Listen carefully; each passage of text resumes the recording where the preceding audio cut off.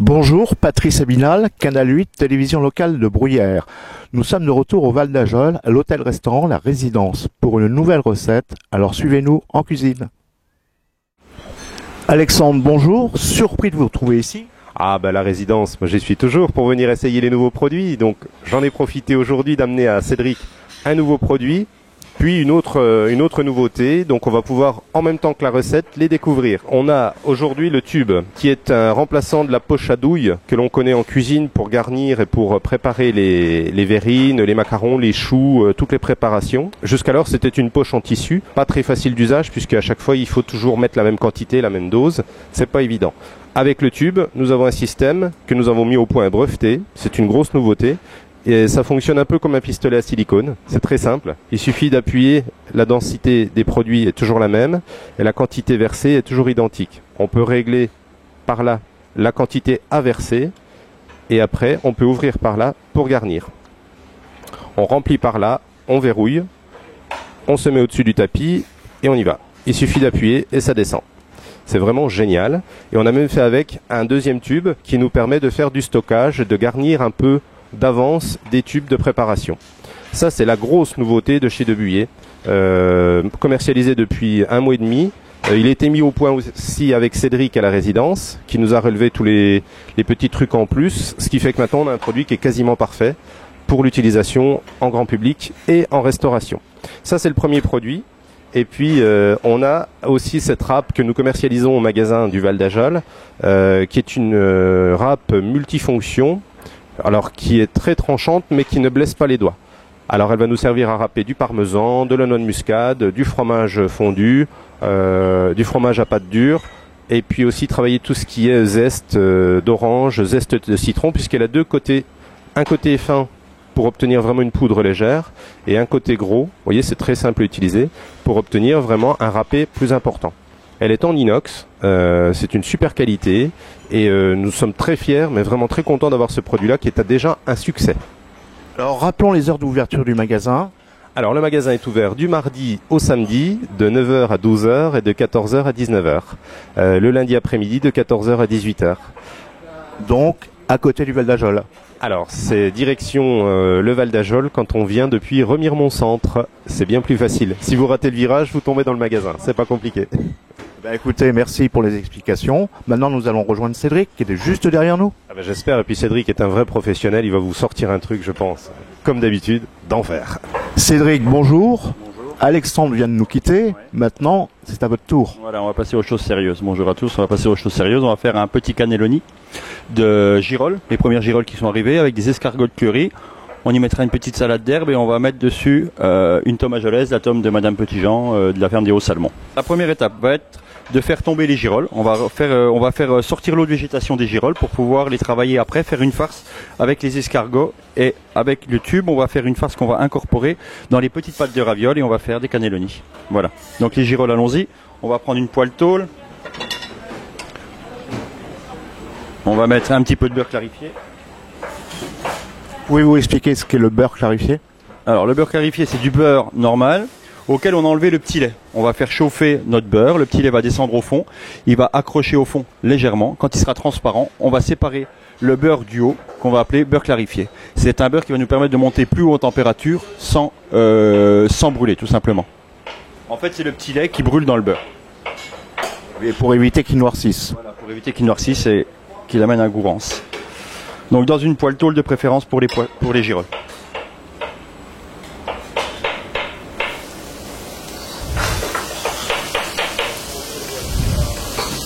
Donc les girolles bien sûr ont été lavées au préalable. Hein. On nettoie les girolles comme il faut. Donc on va saler un peu maintenant, ça va empêcher de colorer et puis ça va faire sortir l'eau plus vite. Voilà. Si on voulait faire une poêlée de champignons, on salerait au dernier moment. Mais là, comme c'est pour les faire tomber, on va les saler au début. Alors qu'est-ce que vous appelez par tomber? Tomber, ça veut dire enlever l'eau de végétation. Quand on fait tomber des épinards, on les cuit dans du beurre, ça les fait tomber. L'eau de végétation s'en va et puis le produit rétrécit. C'est comme une tombée d'échalotes, on fait suer les échalotes elles réduisent de volume donc elles tombent.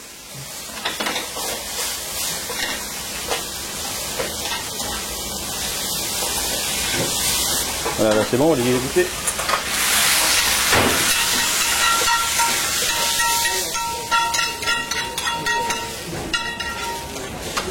Voilà, on les repoêlera une deuxième fois.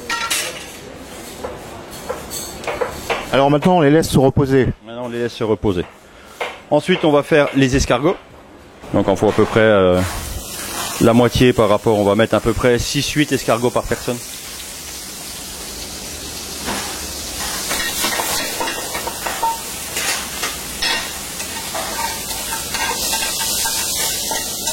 Donc, on va mettre le pesto à l'ail des ours dedans pour parfumer nos escargots.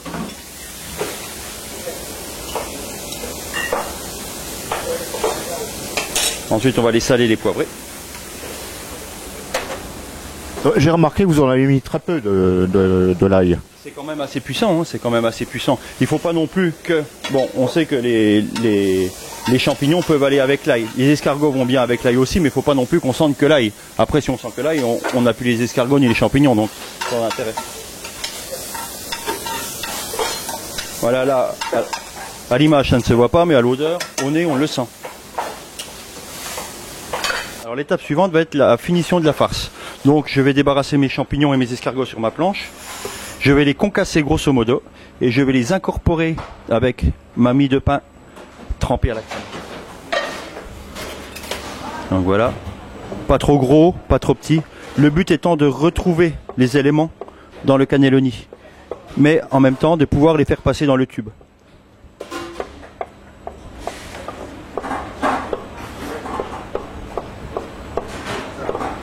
Je vais y incorporer ma mie de pain et je vais mélanger tout l'ensemble. Donc la mie de pain aura pour effet aussi d'amener un petit moelleux. Hein. Elle va lier et elle va amener le moelleux. Ben, le tube, c'est facile à travailler. Ça, par exemple, si je veux me faire une petite mise en place, mes cannelloni, ça va être prêt à l'avance, fermé de chaque côté et ça va être au frigo. Et à la commande, j'ai plus qu'à pousser mes cannelloni et les mettre à chauffer. Donc là,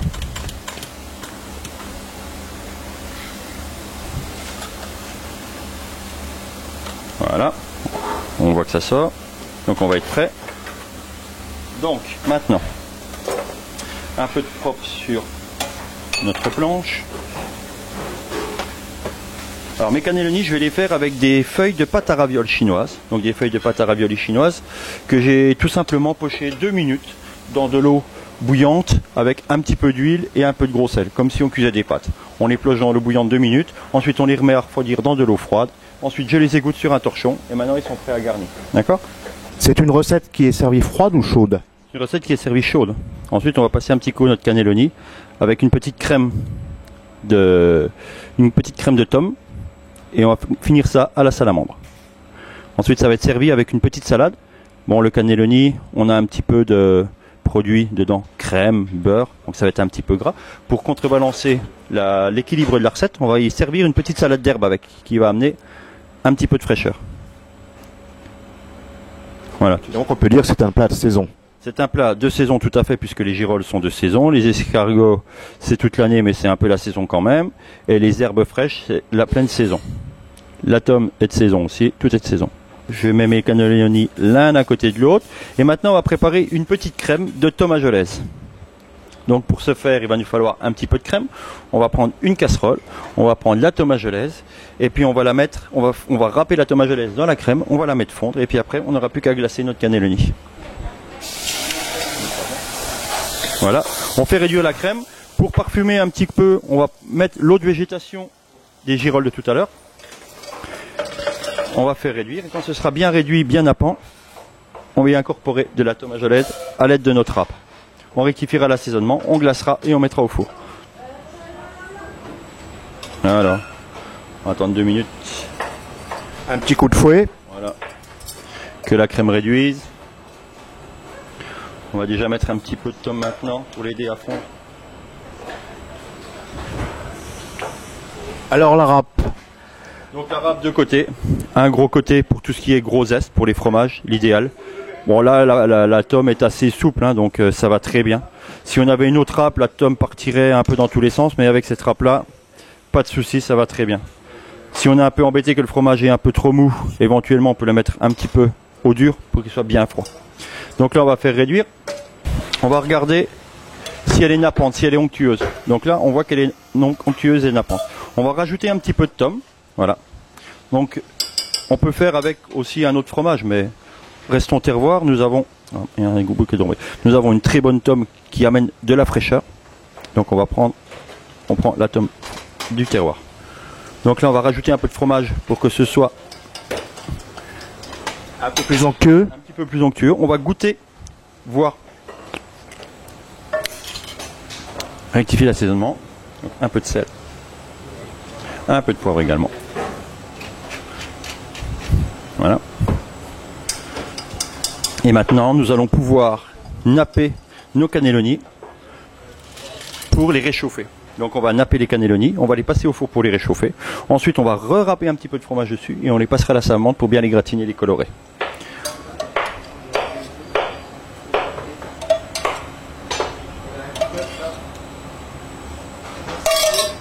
Voilà. On va les passer au four. Alors à peu près combien de temps au four? À peu près 5-6 minutes le temps que ça chauffe. Hein. Bon, nos éléments n'étaient pas tout à fait froids. Si c'est froid, un peu plus longtemps, mais une fois que c'est bien chaud, bien coloré, on peut y aller. On va préparer notre salade pour la décoration pour la suite.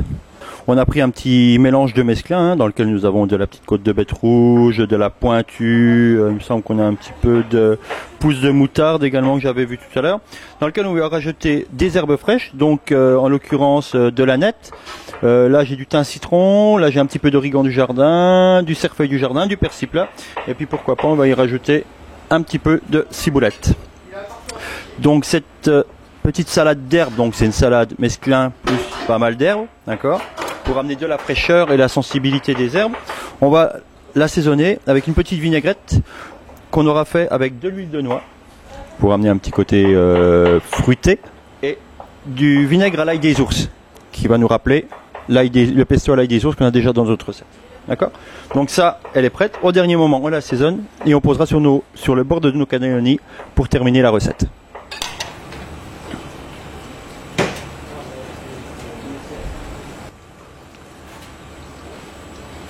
Voilà. Ensuite, on va mettre nos petites girolles et nos escargots.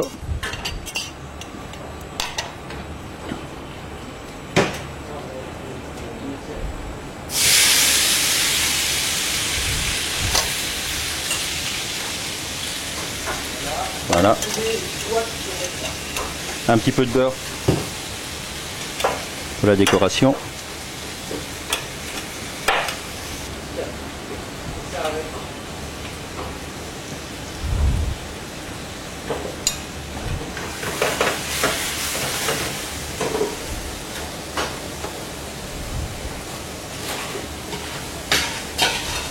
Si elle veut bien tenir, ce sera parfait. Voilà.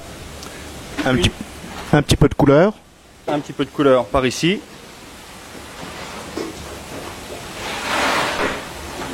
Il y a encore des fleurs ou pas?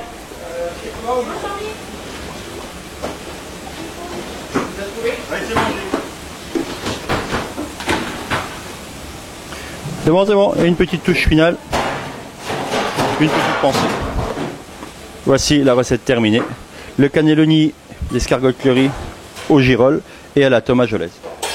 Donc c'est une recette qui n'est pas à la carte en ce moment, mais nous en avons une un peu similaire avec un strudel d'escargot qui est exactement la même chose, sauf qu'il est fait avec une feuille de brique et non pas avec une pâte à ravioles. Mais c'est pratiquement similaire.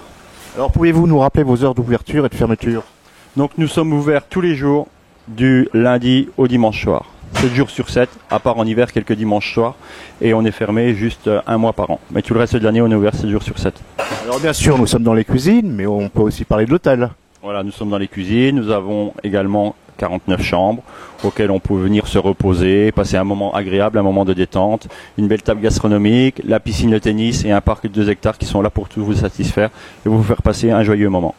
Écoutez, merci et à bientôt. Merci beaucoup et à bientôt.